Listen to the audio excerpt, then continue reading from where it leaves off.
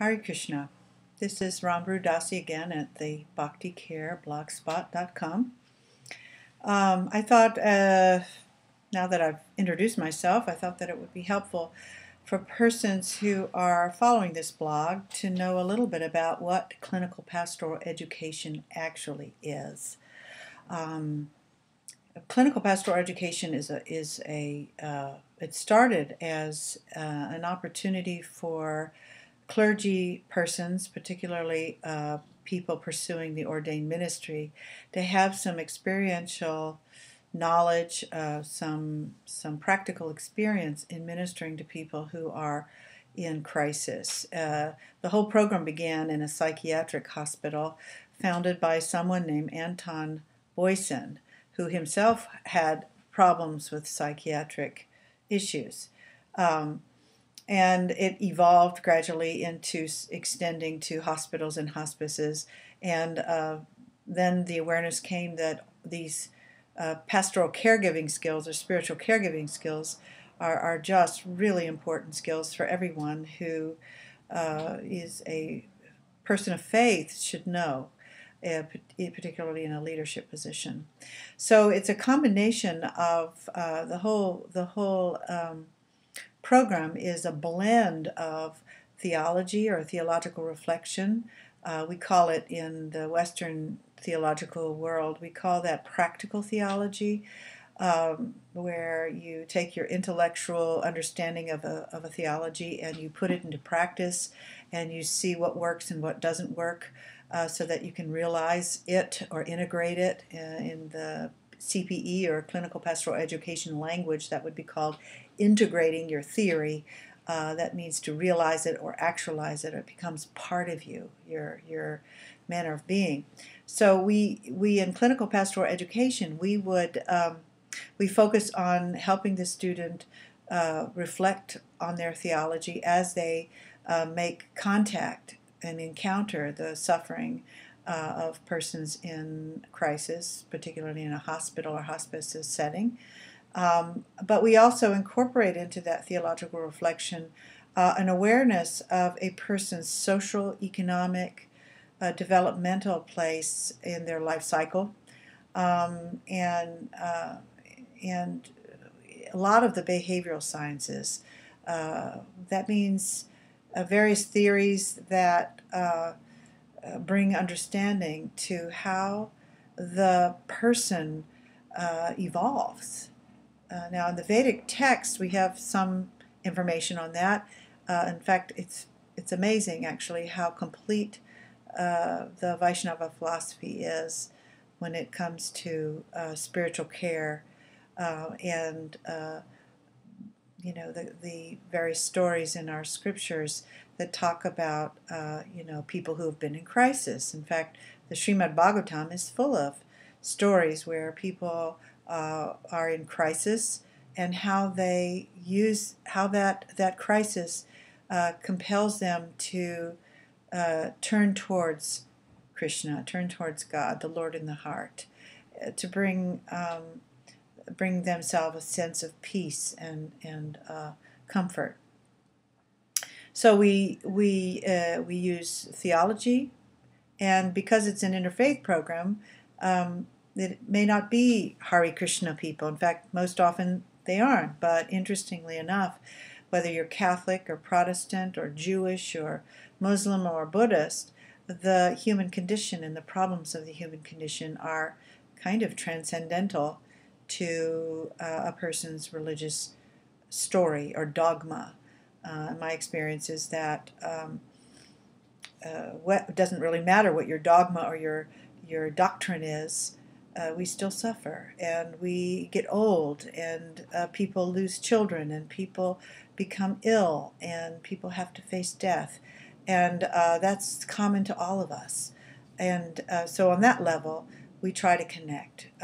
We consider clinical pastoral education an educational process because it is a training program to help people become professionals, know how to behave, how to own themselves or claim their authority as pastors, in a professional setting. Many of my students who come are seminary graduates or are in the process of seminary training or are already finished and they're now pursuing ordination. The equivalent of that I see in our movement is brahminical initiation is our equivalent of ordination, and what I would hope that we would add to some of the training that we have in ISKCON around professional preparation for being a Brahmin would be more about formation. And I know we have the Bhakti Shastri classes and certificates and things, but what we are really missing are things like boundary setting as a professional clergy and self-care and compassion fatigue, which are really important pieces in a person's survival as a spiritual teacher, guide, Brahmin teacher, preacher. And so that's a piece in my training with my clinical pastoral education students is boundaries, creating boundaries, why they're important, and taking care of oneself and taking ownership and responsibility for one's behavior in all aspects of one's life. So it's an educational program. I only take in my classes per semester 6 people, and it's a very intensive, very close-up mentoring program where I meet with my students. For example, in our summer intensive, it would be 10 weeks, once a week on a Wednesday from 9 to 5. We are together the whole day. So it's a little mini retreat. And then the rest of the week, for 30 hours for the entire week, the students are visiting patients in the hospital. So they are practicing some of the things, the skills, and the concepts that we are learning in our classroom. They have to then go out and meet people and talk to them and bring back some of their problem cases, and they have to write them up in something we call a verbatim, and they bring it back to the group and present them, and they get feedback from myself and their peer group on how they might have done that better. What would help be a more connecting pastoral person. The other component in the CPE learning group is that you're not just learning how to minister to patients, but you're also increasing your awareness about your own limitations and your own strengths for spiritual care, digging around in your past, wounding, things that in your personal history you may not have resolved yet, connecting with those emotions as a means of better increasing your compassion and your awareness when you're in the clinical setting. The assumption in CPE is that how you behave around your peer group interpersonally is pretty much how you probably are behaving in a professional setting. We are what we are, wherever we are, there we are. And change doesn't happen artificially. It comes from an internal transformation, and that can only be had if we are increasing our awareness by getting feedback from those who are near us and interacting with us, and letting us know how our behavior, our language, our word use, our voice tone, how they're being impacted by that. Who's going to tell you those things once you're out in the big world? No one is going to confront you with your, you've got spinach on your teeth, or,